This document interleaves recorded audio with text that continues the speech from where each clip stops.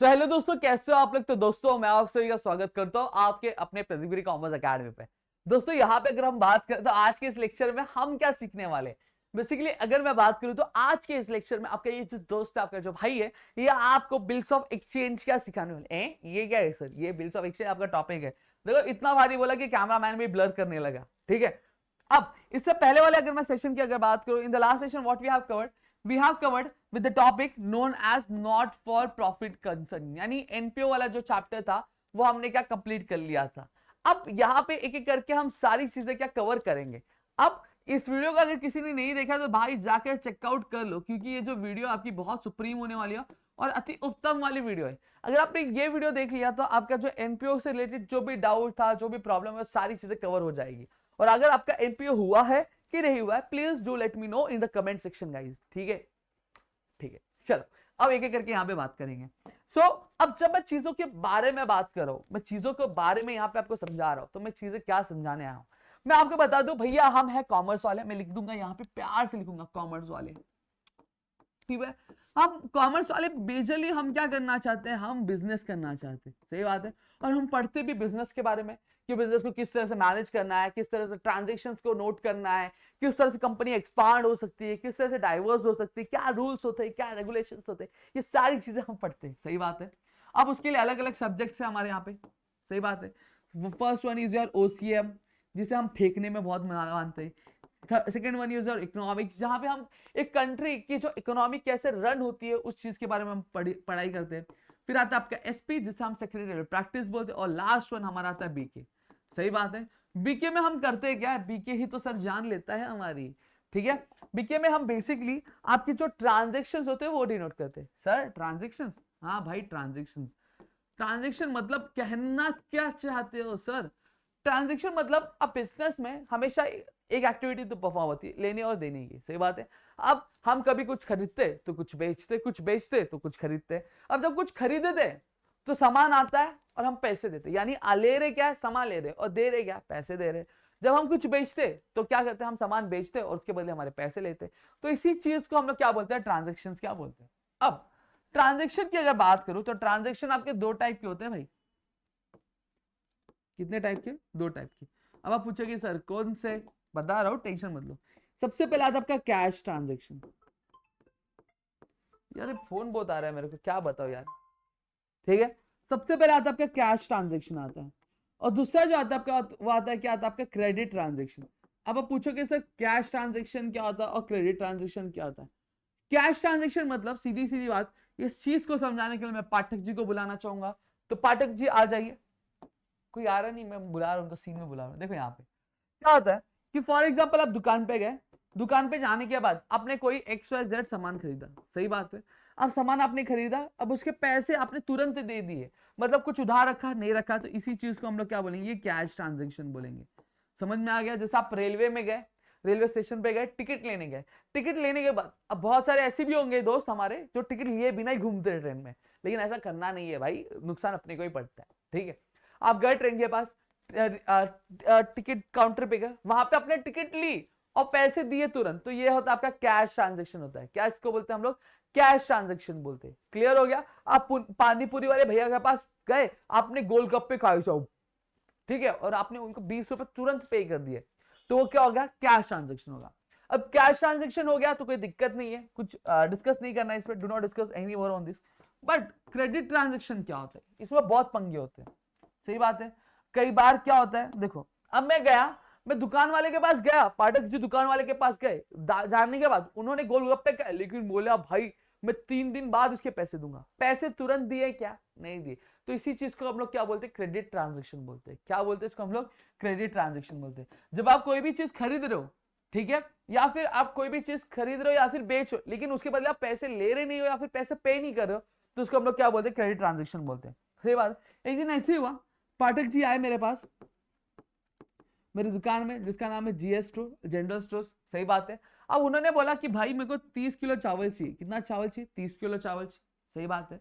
अब मैंने क्या किया, मैंने दे दिया 30 किलो चावल, लेकिन उन्होंने मुझे साथ ही साथ ये भी बोला था कि इसके जो पैसे हुए मैं अभी नहीं पे करूंगा, मैं आपको 2 महीने बाद पे करूंगा, क्योंकि अभी तक मेरी सैलरी आई नहीं और 2 महीने बाद मेरी सैलरी क्या आने वाली है, क्योंकि कंपनी में लफड़ा चल रहा है थोड़ा सा। ठीक है, तो मैंने चलो दे दिया। अब पाठक जी ने क्या किया, पाठक जी 2 महीना बीत गया, मैंने पाठक जी को फोन किया, बोलो पाठक जी, तो बोलते हाँ बोलो ना, बोल दो। तो मैंने बोला कि पाठक जी मैंने आपको 30 किलो चावल दिए थे और उस टाइम आपने बोला था कि आप जो है पैसे आपको वो 2 महीने बाद में दूंगा। आज 2.5 महीना हो गया है लेकिन अभी तक आपने पैसे लौटाए नहीं है। तो बोलते हैं रुको जरा, ठहरो जरा, सांस तो लेने दो, बच्चे की जान लोगे क्या। मैं बोला है ये कैसा बात कर रहा है। तो फिर उन्होंने बोला कि कौन सा चावल, किस तरह का चावल, कौन सी बात में, तो अभी तक आपके 3 महीने से आपकी दुकान पे आया ही नहीं मैं। देखो ये भाई, अब ये भाई ने सीधा सीधा मना कर दिया कि क्या, मैं तो आपके पास दुकान पे आया ही नहीं था, मैंने आपसे कोई सामान ही नहीं खरीदा, चावल की बात करो, मैं तो चावल खाता ही नहीं, मैं तो रोटी पे जीता हूं। मैं बोला ये क्या बात कर रहा बंदा। तो इस तरह की बात वो भाई ने क्या की और मुझे बहुत बुरा लगा। सही बात है। अब यहाँ पे क्या हुआ, यहाँ पे मेरा नुकसान हो गया कि नहीं नुकसान हो गया, मेरा लॉस हो गया। सही बात है। अब आप बोलोगे कि सर जब इस तरह की चीजें होती है तो उधार देते क्यों, देना पड़ता है, सेल को बढ़ाने के लिए देना पड़ता है। समझ में आ गया। थोड़ा बिजनेस में उधार चलता रहता है। आप कोई भी बिजनेस देखो उसमें उधार क्रेडिट ट्रांजेक्शन चलती रहती है। सही बात है। एक चीज और यहाँ पे बता दो, अब उधार दे रहा कौन है, मैं दे रहा हूं। उधार को हम लोग इंग्लिश में क्या बोलते हैं, क्रेडिट बोलते हैं, और जो क्रेडिट देता है उसको हम लोग क्या बोलेंगे, क्रेडिटर बोलेंगे। सही बात है। अब उधार ले रहा कौन है, ये पाठक जी ले रहे हैं, यानी डेप्ट ले रहे हैं। सही बात है। उधार ले रहे हैं तो इसको हम लोग इंग्लिश में क्या बोलते हैं, डेप्ट बोलते हैं, और जो डेप्ट लेता है उसको हम लोग क्या बोलते हैं, डेटर्स बोलते हैं। सही बात है कि नहीं बात। इतनी चीजें क्लियर होगी पक्का, आई होप सो इतना क्लियर हो गया होगा आपको। अब यहाँ पे ध्यान देना, ध्यान आपको ये देना है कि ये भाई को हमने सामान दे दिया, माल बेच दिया, सब कुछ कर दिया। अब ये भाई एक दिन और वापस है, अब मैं समझदार हो गया। अब एक बार जिंदगी में इंसान ठोकर खाने के बाद समझदार बन जाता है। अब पाठक जी आए, वापस आए क्या लेने के लिए, उधार लेने। अब 50 किलो दाल लेने के लिए। अभी भी सेम माना कि 3 महीने बाद पैसे दूंगा, अभी तक मेरी सैलरी आई नहीं है, ठीक है, जैसी आएगी तो मैं आपको क्या पैसे आपके पूरे का लौटा दूंगा, 3 महीने दाल की। सही बात। अब यहाँ पे मैंने दिमाग लगाया, मैंने दिमाग ये लगाया कि ये बंदा आ रहा है, ठीक है, 50 किलो दाल लेगा, ठीक है, 3 महीने के लिए उधार लेगा। अब इसलिए पहले जैसा किया तो भाई मेरे को तो दुकान विकान बेच के मेरे को गाँव जाना पड़ेगा। सही बात है, इतना नुकसान होगा तो। अब इसलिए मैंने दिमाग लगाया, मैंने कॉमर्स पढ़ा है, तो मैंने क्या बनाया, मैंने एक डॉक्यूमेंट बनाया। ठीक है, उस डॉक्यूमेंट में सारे टर्म्स एंड कंडीशंस लिखे हुए थे कि भैया ये मेरे से ये सामान ले रहा है, ये 3 महीने बाद मुझे ये पर्टिकुलर डेट पे क्या मुझे क्या पैसा का लौटाएगा। और इस डॉक्यूमेंट को हम लोग क्या बोलते हैं, बिल्स ऑफ एक्सचेंज बोलते हैं। क्या बोलते हैं, बिल्स ऑफ एक्सचेंज बोलते हैं। समझ में आया। अब पाठक जी आए, पाठक जी मुझे बोले भैया मुझे 50 किलो दाल चाहिए, 3 महीने के उधार पे चाहिए। मैंने बोला ठीक है चलेगा। तो मैंने क्या बोला, सबसे पहली चीज ये बिल पे क्या कर दो, साइन कर दो। क्या कर दो आप, साइन कर दो। सही बात है। अब एक चीज और मैं बताता हूं, देखो बिल्स ऑफ एक्सचेंज हम कब कहते हैं, अब ये मैंने बना तो दिया, मैंने एक डॉक्यूमेंट बना तो दिया, जब तक इस पर साइन नहीं होता तब तक ये बिल्स ऑफ एक्सचेंज कहलाएगा नहीं। इसको हम लोग क्या बोलते हैं, तब तक इसको हम लोग क्या बोलेंगे, ड्राफ्ट बोलेंगे। क्या बोलेंगे, ड्राफ्ट। जैसे ही इस पे क्या हो जाएगा, इस पर पाठक जी साइन कर देंगे तो इसको हम लोग क्या बोलेंगे, आपका बिल्स ऑफ एक्सचेंज बोलना क्या चालू क्या कर देंगे। क्लियर हो गया। ये मैं आपके टर्म्स को क्लियर करने के लिए मैं चीजें बता रहा हूं आपको। क्लियर हो गया। अब यहाँ पे एक चीज और समझना, अब यहाँ पे बिल बनाया किसने, मैंने बनाया, यानी बनाना मतलब क्या हो गया, ड्रॉ किया। अब ड्रॉ को हम लोग जो ड्रॉ करते हैं उसको हम लोग क्या बोलेंगे, ड्रॉ बोलेंगे। अब इस पर साइन कौन करने जा रहे हैं, इस डॉक्यूमेंट पे ये भाई साहब करने जा रहे हैं, तो इनको हम लोग क्या बोलेंगे, ड्रॉई बोलेंगे। क्या बोलेंगे, ड्रॉई बोलेंगे। इतनी चीजें क्लियर हो गई, आई होप सो इतनी चीजें क्लियर हो गई। अब ये भाई ने पढ़ा विड़ा, इस पर साइन किया तो ये डॉक्यूमेंट क्या बन गया, बिल्स ऑफ एक्सचेंज बन गया। अब मैंने क्या किया, इनको 50 किलो दाल जो है वो दे दिए। सही बात है। तो अब बिल्स ऑफ एक्सचेंज बेसिकली होता क्या है, मैंने ऑलरेडी बताया, जब कभी भी क्रेडिट ट्रांजेक्शन होता है तो वहां पे एज एन प्रूफ की क्रेडिट ट्रांजेक्शन हुआ है और इसके जो पैसे मुझे ये पर्टिकुलर डे के बाद मिलने वाले हैं वो जो डॉक्यूमेंट में लिखा रहता है, जहां पर आपके ड्रॉवर और ड्रॉवी की दोनों की साइन होती है, तो उसी को हम लोग क्या बोलते हैं, बिल्स ऑफ एक्सचेंज क्या बोलते हैं दोस्तों। इतनी चीजें क्लियर हो गई। अब इस चैप्टर आपके लिए बहुत ज्यादा इंपॉर्टेंट है। क्यों इंपॉर्टेंट है, क्योंकि इस चैप्टर में आपको एक फॉर्मेट दिया, वो फॉर्मेट भी आपको प्रैक्टिस करना है डेली बेसिस पे। क्यों, क्योंकि वो आपको 5 मार्क्स के लिए एग्जाम में क्या पूछा जा सकता है, इस वजह से वो भी प्रैक्टिस आपको क्या करके क्या रखना है। क्लियर हो गया। अब यहां पे अगर हम बात करें, यहां पे अगर मैं बात करूं तो देखो सबसे पहली चीज, अब ये जो बिल बना है, ये जो ड्रॉवर है इसने क्या बिल बनाया, ठीक है, तो इसके लिए बिल रिसीवेबल होगा। क्यों, क्योंकि इसको जो पैसे होंगे वो मिलेगा आगे चल के। सही बात है, ये बिल के थ्रू, तो इसके लिए ये क्या होगा, बिल रिसीवेबल होगा। और यहीं पे ये जो ड्रॉई है, ठीक है, अब इसने बिल पे साइन किया है, मतलब इसको बिल को क्या पे करना है, जो भी आपका 50 किलो दाल का जो भी अमाउंट होगा, 1 लाख रुपए पकड़ लो, ठीक है, 1 लाख रुपए उसको पे करना पड़ेगा, तो ये बिल को क्या करेगा, पे करेगा, तो इसलिए क्या होगा, इसके लिए बिल्स पेएबल होगा।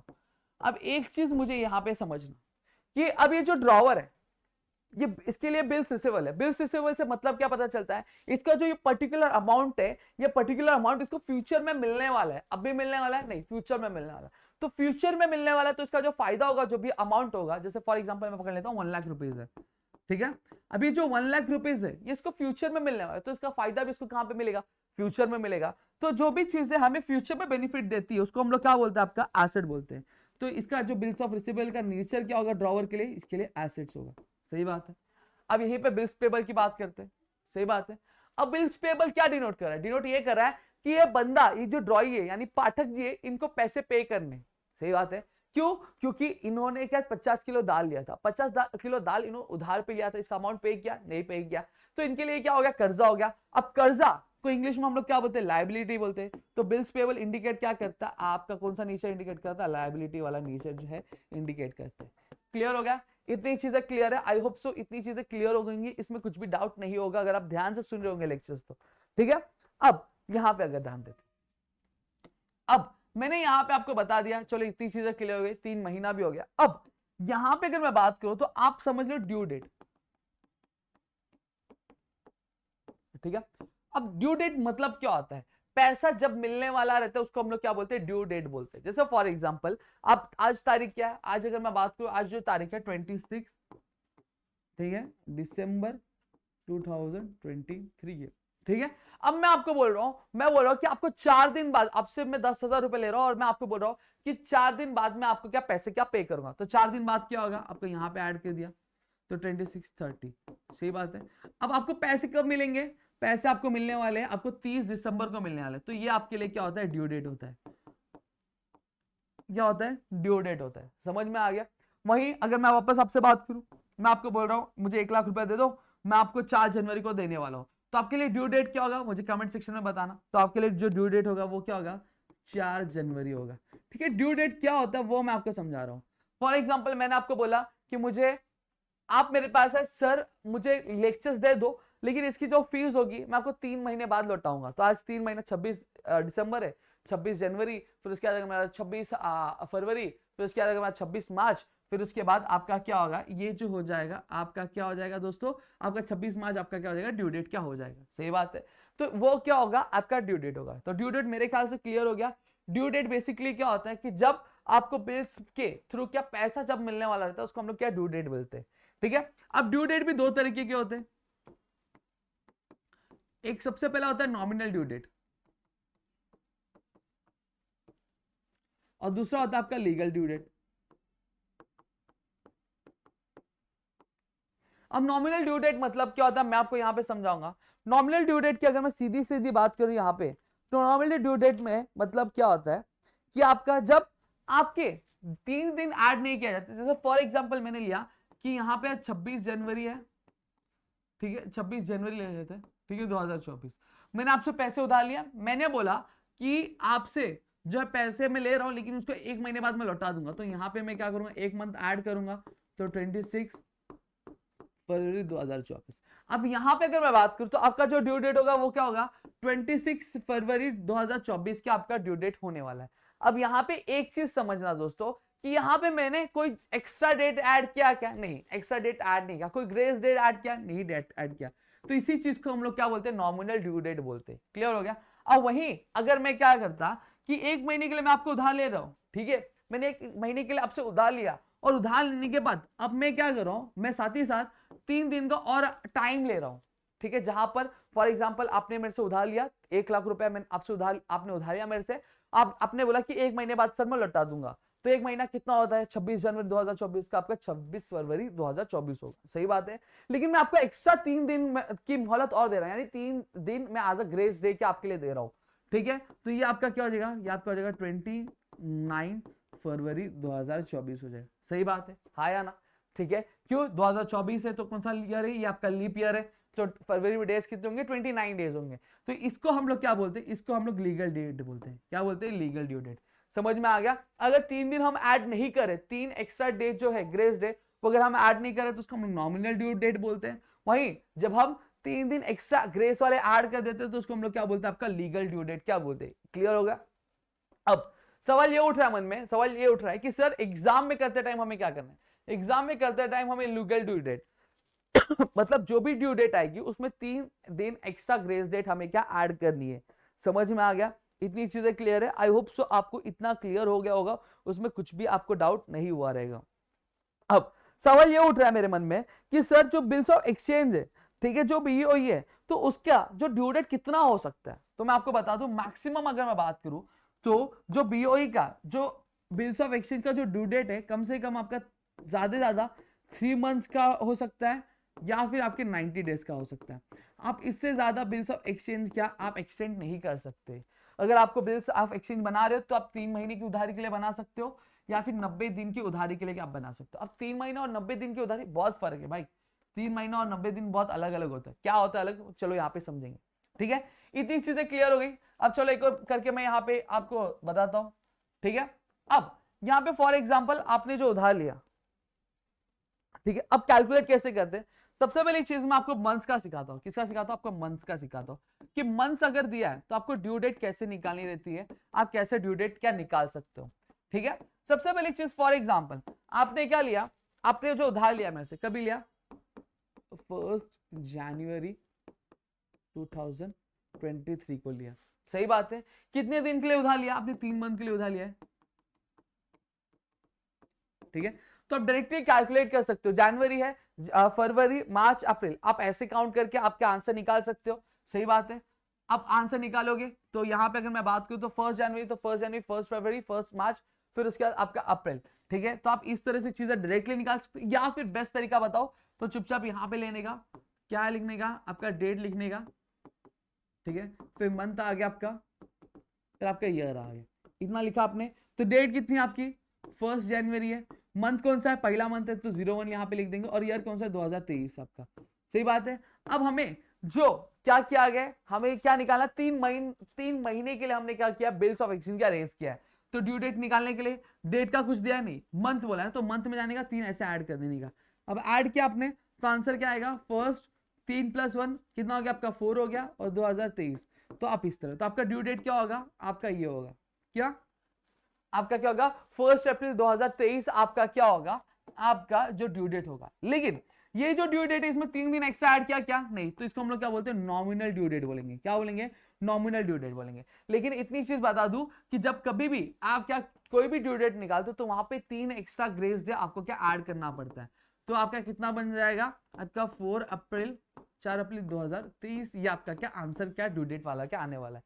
क्लियर हो गया। चलो यहाँ पे एक और सम हम लोग यहाँ पे लेंगे, चलो एक एक करके फटाफट लेंगे। जैसे फॉर एग्जांपल आपने क्या किया, 16 जून 2023 का क्या आपने बिल्स रेज किया, कितने महीने के लिए किया, आपने 2 महीने के लिए किया। कितने महीने के लिए, 2 मंथ्स के लिए आपने क्या किया।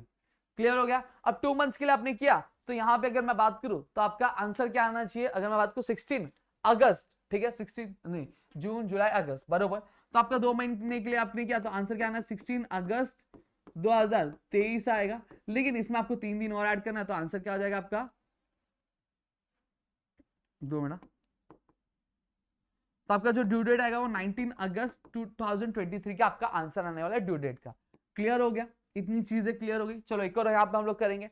जैसे फॉर एग्जांपल आपने 13 जून 2023, ये आपका क्या आया, आपका आपने बिल्स ऑफ एक्सचेंज यहाँ पे क्या रेज किया, कितने महीने के लिए ड्यू डेट दिया आपने दिया है 2 महीने के लिए दे दिया। ठीक है, 2 मंथ्स के लिए दिया, तो वापस से अभी हम लोग क्या करेंगे, इसको ऐड करेंगे। तो 2 मंथ 6 है, 6 में 2 महीने ऐड कर दिया तो कितना हो गया आपका 7 और 8, तो आपका कितना आंसर आएगा 13, सॉरी, तो आपका महीना कौन सा चलेगा, अगस्त महीना चलेगा। अब 13 अगस्त 2023 आएगा, लेकिन इसमें 3 दिन और ऐड करना है हमें, तो 3 दिन ऐड करना, 14, 15, 16, तो हमारा आंसर क्या आएगा, 16 अगस्त 2023 हमारा ड्यू डेट क्या आने वाला है। क्लियर हो गया। तो मेरे ख्याल से ड्यू डेट मंथ का कैसे निकालना वो आपको क्लियर हो गया। अब सवाल ये उठता है कि सर ड्यू डेट हमेशा क्या ऐसे ही आएगा, कभी कभी तो हो सकता है कि छुट्टी के दिन भी पड़े ना, हाँ पड़ेगा। चलो जैसे फॉर एग्जांपल यहाँ पे हम लोग कैलकुलेट करते हैं कि 12 जून 2023 को आपका ये क्या आपने बिल्स ऑफ एक्सचेंज क्या रेज किया, कितने महीने के लिए किया, 2 मंथ्स के लिए किया। सही बात है। अब मंथ्स का मैंने बताया 2 तरीका बताया, आप डायरेक्टली कैलकुलेट कर सकते हो। ये 6 जून है, ठीक है। जून कौन सा महीना होता है, 6वां महीना होता है, 2 महीना ऐड करना है तो 7वां 8वां कौन सा महीना हो गया, अगस्त का महीना हो गया। क्लियर हो गया। तो यहाँ पे आपका कितना होता है ये 12 अगस्त, ठीक है 2023। अब हमें 3 दिन ग्रेस भी ऐड करना रहता है, तो यहाँ पे आपका आंसर क्या आएगा 15 अगस्त 2023। लेकिन 15 अगस्त तो हमारा क्या पड़ जाता है, इंडिपेंडेंस डे पड़ जाता है। अब इस तरह की चीजें पड़ गई तो अब कहां से लेंगे हम लोग पैसा। तो यहां पे अगर मैं बात करूं तो इस जब कभी भी आपके क्या होंगी, आपकी इस तरह की छुट्टियां पड़ेंगी, तो वहां पे आप क्या कर सकते हो, आप जो पैसा है वो आप एक दिन पहले लोगे। यानी कब लोगे, 14 अगस्त 2023 को क्या आप जो पैसा होगा वो क्या आप लोगे यहाँ पे। क्लियर हो गया। अब छुट्टी भी आपकी 2 तरह की होती है। यहां पे अगर बात करूं, सबसे पहला होता है आपका नेशनल हॉलीडेज और दूसरा होता है आपका इमरजेंसी हॉलीडेज। अब नेशनल हॉलीडेज क्या होता है, इमरजेंसी हॉलीडेज क्या होता है, एक एक करके हम लोग यहाँ पे सीख लेंगे। ठीक है। नेशनल हॉलीडे में आप कौन से डेज आते हैं, जैसे पहला आता है 15 अगस्त आता है, 15 अगस्त, ठीक है। फिर दूसरा क्या आता है आपका 2 अक्टूबर आता है, गांधी जयंती। फिर तीसरा अगर यहाँ पे बात करूं तो तीसरा कौन सा आता है, तीसरा आप पकड़ लो 26 जान पकड़ लो। और चौथा अगर मैं बात करूं आपका संडे आता है। तो जब कभी भी इस तरह की चीजें आएंगी, अगर आपका जो ड्यू डेट है वो 15 अगस्त पड़ रहा है, या फिर 2 अक्टूबर पड़ रहा है, या फिर 26 जनवरी पड़ रहा है, या फिर पड़ रहा है तो संडे पड़ रहा है, तो आप क्या करोगे, आप पैसा एक दिन पहले लोगे। क्या करोगे, 1 डे अर्ली आप क्या करोगे, पैसे जो है वो क्या कलेक्ट करोगे। क्लियर हो गया। अब इमरजेंसी हॉलीडेज आ गया, जैसे फॉर एग्जांपल स्ट्राइक हो रहा है, या फिर कोई रीजन है जिसकी वजह से फिनेंशियल इमरजेंसी लगा दी गई, और उस दिन आपका क्या ड्यू डेट है, तो आप जो पैसा है 1 डे आफ्टर लोगे। क्या लोगे, 1 डे आफ्टर पैसा क्या कलेक्ट करोगे। क्लियर हो गया। इतनी चीजें क्लियर है, आई होप सो क्लियर हो गई होंगी। ठीक है, चलो एक एक करके यहाँ पे 1-2 सम और यहाँ पे मैं आपको बताता हूँ कैसे करना है। देखो सीधी सीधी बात करूं, सबसे पहली चीज चलो लेते हैं यहाँ पे, फॉर एग्जाम्पल मैं यहाँ पे ले रहा हूं क्या 12 जून 2023 आपने बिल रेस किया, कितने महीने के लिए रेस किया, 2 मंथ्स के लिए रेस किया। मैंने 2 तरीके सिखा आपको। अब डायरेक्टली क्या करो, कैलकुलेट करो, 2 महीना है तो आपका क्या होगा 12 जून है, ठीक है। तो 12 जून, 12 जुलाई, 12 अगस्त, और 3 दिन उसमें ऐड करोगे तो कितना आ गया आपका 15 अगस्त आ गया। कितना आ गया 15 अगस्त आ गया। या फिर आप एक तरीका और अपना सकते हो, क्या लिखो, आपका डेट, मंथ और ईयर इस तरह से लिखो। डेट कितना है चल रहा है बिल रेस करेंगे, और वो लिखो, लिख दिया आपने। अब आपको कितने महीने का दिया है, 2 महीने का। डेट दिया क्या, नहीं दिया है। मंथ कितना दिया, 2 महीने का रेस करना है तो यहाँ पे लिख दो। ईयर दिया, नहीं दिया है तो 0 लिख दिया। अब 12 का 12 एज इट इज आ जाएगा। 6 का कितना आएगा, 6 की अगर मैं बात करूं 6 + 2 आपका 8 होता है, और 8 और 2023। और फिर उसके बाद क्या करना है आपको, 3 दिन ग्रेस का ऐड करना है। सही बात है। तो डेज में अब जाओगे 3 दिन यहाँ पे ऐड कर दोगे तो कितना हो गया आपका 15 बन गया। तो 15 आपका ये आंसर आ गया, 15 अगस्त 2023 आपका आंसर आ गया। क्लियर हो गया। तो इस तरह से ड्यू डेट निकाला जाता है। अभी जब ड्यू डेट कभी फॉलो हो रहा है, आपके 15 अगस्त को फॉलो हो रहा है, तो आप पैसे कभी लोगे, एक दिन पहले लोगे कि एक दिन बाद में लोगे, मुझे कमेंट सेक्शन में बताना। फिर बता देता हूं, जब कभी भी नेशनल हॉलीडे रहेगा तो आपका अगर ड्यू डेट नेशनल हॉलीडे पे आ रहा है तो आप पैसा एक दिन पहले लोगे। वहीं पे अगर आपका कोई नेशनल इमरजेंसी आ गई और उसकी वजह से छुट्टी देने लगा तो आप क्या करोगे, पैसा जो है 1 डे आफ्टर क्या कलेक्ट करोगे। क्लियर हो गया, डन। ठीक है, इतनी चीजें मैंने आपको सिखा दी आपके मन से रिलेटेड। अब जो मैं चीज सिखाने वाला हूं आपके डे से रिलेटेड क्या सिखाने वाला हूं। अब डे से रिलेटेड चीजें कैसे कैलकुलेट करना है, किस तरह से चीजें करनी है, चलो यहाँ पे एक एक करके हम लोग क्या करेंगे। ठीक है, जैसे फॉर एग्जाम्पल आपने क्या किया, 1 जनवरी को आपने क्या किया, बिल क्या रेस किया, बिल आपने बनाया, साइन करवाया सारी चीजें। अब बिल आपने साइन करवाया कितने डेज के लिए, 60 डेज के लिए करवाया। कितने डेज के लिए, 60 डेज के लिए करवाया। क्लियर हो गया। अब इसका कैलकुलेशन करना कैसे, तो चुपचाप क्या करने का मालूम है क्या, ठीक है, कितना है 60 डेज को इसने बड़ा लिख देने का। अब ये तारीख कितनी है, 1 तारीख है। जनवरी में महीने के दिन कितने के होते हैं, 31 के होते हैं। कितने होते हैं, 31 जनवरी तक क्या होता है आपका डेट होता है। यानी टोटल जनवरी में जो दिन होते हैं वो 31 दिन के होते हैं। सही बात है। अब 1 तारीख तो चली गई तो 1 तारीख को छोड़ दोगे, जिस तारीख को बिल बन रहा है उसको काउंट नहीं करोगे आप। उसके बाद कितने बचे जनवरी में, 30 दिन बचे, तो 30 यहीं पे सीधा सीधा क्या करोगे आप माइनस कर दोगे। तो 60 में से 30 गया तो कितना बचा, 30 बचा। सही बात है। अब यहां पे अगर मैं बात करूं तो सीधी सीधी बात है, अब फरवरी की बात करते हैं। अब फरवरी हमने यहाँ पे मेंशन नहीं किया। अगर फॉर एग्जांपल फरवरी अगर 4 का मल्टीपल का ईयर आता है, जैसे फॉर एग्जांपल 2004 आया, ठीक है, 8 आया, फिर उसके बाद अगर मैं बात करूं 12 आया, फिर उसके बाद अगर मैं बात करूं तो 16 आया, 2020 आया, फिर 2024 आया, तो ये सब क्या होते हैं, लीप ईयर होते हैं। तो इन दिनों में क्या होता है, फरवरी में क्या होता है आपका 29 डेज होते हैं, बाकी सब दिन में कितने होते हैं, 28 डेज होते हैं। अब यहाँ पे कोई भी ईयर नहीं लिखा है मैंने, ठीक है, तो यहाँ पे हम क्या कंसिडर करेंगे कि ये लीप ईयर नहीं है, नॉर्मल ईयर है, ठीक है। तो कितना डेज होता है, 28 डेज होता है, तो यहाँ पे मैं लिखूंगा। अब 30 में से 28 माइनस किया तो कितना बचा, 2 बचा, सही बात है। अब इसमें से आप क्या करोगे, 3 ऐड कर दोगे, 3 ऐड किया तो 2, 3, 4, 5, तो आपका जो ड्यू डेट आने वाला है वो कितना आने वाला है, 5 मार्च आने वाला है, ठीक है। 3, 4, 5 आपका जो ड्यू डेट हो गया 5 मार्च, ठीक है, 2023 ले लेते हैं। क्लियर हो गया। तो इस तरह से आपको क्या डेज का निकालना है। तो चलो एक और बार यहाँ पे एक और हम लोग सम लेंगे, आपको बताएंगे क्या है। फॉर एग्जांपल अब नेक्स्ट में लेता हूं कि 26 जनवरी को 2023 को आपने बिल बनाया। अब यहां पे एक चीज ध्यान रखना कि आप नेशनल हॉलीडेज के दिन बिल्स का जो ड्यू अमाउंट होता है वो कलेक्ट नहीं कर सकते, लेकिन बिल बना सकते हो आप, ठीक है। तो 26 जनवरी 2023 है। अब इसमें आपने क्या किया, 2 महीने का क्या किया, 2 मंथ्स का आपने क्या बिल, 2 मंथ्स बोलो सॉरी, आपने कितना 60 डेज का क्या किया, बिल क्या बनाया, कितने डेज का बनाया, 60 डेज का आपने क्या बिल बनाया। क्लियर हो गया। अब यहीं पे चुपचाप कितना लिख दो, 60 डेज बड़े से लिख दो, लिख दिया। अब 26 जनवरी है, तो अब दिन बचे कितने, अब 26 जनवरी 26 को तो काउंट नहीं करेंगे, 27, 28, 29, 30, 31, कितना दिन बचा, 5 दिन बचा। तो यहाँ पे हम लोग क्या 5 माइनस कर देंगे। अब जब 5 माइनस करेंगे तो कितना बचा, 55 बचा। अब 55, अब फरवरी आ जाए तो फरवरी में कितने दिन होते हैं, लीप ईयर नहीं मेंशन है, तो इसलिए 28 लिखेंगे। तो 55 माइनस 28 अगर मैं यहाँ पे माइनस करता हूँ तो चुपचाप क्या होता है, 15 का 7 होता है, सॉरी 2 मिनट, हाँ 15 हो जाता है ये, और ये आपका 4 हो जाता है, तो 15 में से 8 गया तो आपका 7 बचता है, और 2 में से 2 गया तो 27 बचता है। तो अब आपका यहाँ पे आ गया कितना, आपका 27 आ गया।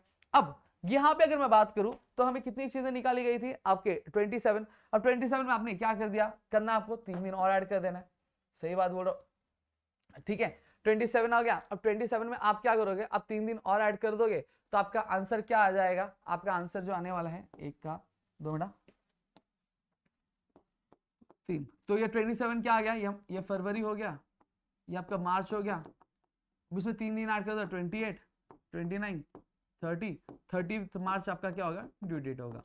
क्लियर हो गया। तो इस तरह से चीजों को आप क्या कैलकुलेट कर सकते हो, और इस तरह से आप डेज क्या निकाल सकते हो, समझ में आ गया। और वही फॉर एग्जाम्पल अगर मैं चीजों को कैलकुलेट करता तो आंसर मेरा, अगर मैं मंथ्स में कैलकुलेट करता, जैसे फॉर एग्जाम्पल आप 60 डेज, आप बोलोगे 60 days is equals to 2 months होता है, सही बात है, नहीं आंसर गलत आएगा।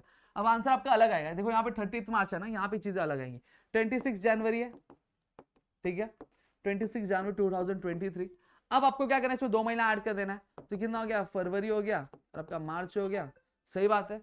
अब फरवरी और मार्च अगर मैं बात करूं तो कितना हो गया, 2 महीना मैंने ऐड कर दिया, तो यहाँ पे आकर आपका 03 आ जाएगा, यहाँ पर 26 आ गया, और यहीं पे 2023 आ गया। क्लियर हो गया। अब मुझे इसमें 3 दिन एक्स्ट्रा ग्रेस क्या ऐड करने, तो मैं यहाँ पे ग्रेस का ऐड करूँ तो यहाँ पे मेरा क्या आ जाएगा, 3 दिन एक्स्ट्रा ग्रेस का ऐड करूँ तो 26 आपका कितना आ जाएगा, 29 मार्च 2023 आपका आंसर आ जाएगा। देखो वहां पे 30 मार्च आया, यहाँ पे 29 मार्च आ गया। तो देखो चीजें यहाँ पे वेरी करती है, चीजों में फर्क पड़ता है दोस्तों, क्लियर हो गया। तो जब कभी भी डेज बोला गया तो आपको इस तरह से कैलकुलेट करना है, whenever it is said to calculate with the months, तो आपको इस तरह से कैलकुलेट करना है। इतनी चीजें क्लियर हो गई, आई होप सो आपको क्लियर हो गया होगा। आपको नॉमिनल, आपको जो ड्यू डेट है वो कैसे कैलकुलेट करना है ये आपको क्या पता चल गया होगा। अब मैं आपके लिए एक सम दे रहा हूं, आपको इसका आंसर मुझे बताना कमेंट सेक्शन में कि इसका आंसर क्या आएगा। जैसे फॉर एग्जांपल 26 मार्च, ठीक है, 2024 मैंने क्या किया, एक बिल रेस किया। अब बिल रेस किया मैंने कितने डेज के लिए, 90 डेज के लिए रेस किया फॉर एग्जांपल, ठीक है, मैंने 90 डेज के लिए रेस किया। अब इसका आंसर क्या आएगा, इसका ड्यू डेट क्या आएगा, मुझे कमेंट सेक्शन में जरूर बताना। फिर उसके बाद दूसरा देता हूं 26 मार्च 2024 मैंने बिल रेस किया, कितने महीने के लिए किया, 3 मंथ्स के लिए किया, कितने महीने के लिए किया, 3 मंथ्स के लिए किया। तो इसका ड्यू डेट क्या आएगा, मुझे चैट सेक्शन में जरूर बताना। ठीक है, आई होप सो इतनी चीजें क्लियर हो गई होंगी, और यहाँ पे हमने कोशिश की कि आपका जो बेसिक था पहले वो हमने कवर कर लिया। ठीक है, तो वीडियो अगर अच्छी लगी तो प्लीज वीडियो को लाइक करिएगा, चैनल सब्सक्राइब नहीं किया तो चैनल को सब्सक्राइब करना, अपने दोस्तों के साथ शेयर करना, ताकि ऐसे और कई सारे वीडियोस हम आपके लेकर आ सके आपके अपने प्रदीप गिरी कॉमर्स अकेडमी पे दोस्तों। तो मिलेंगे हमारे अगले वीडियो में, तो तब तक के लिए घर पे रहो, सुरक्षित, अपना ध्यान जरूर रखना दोस्तों।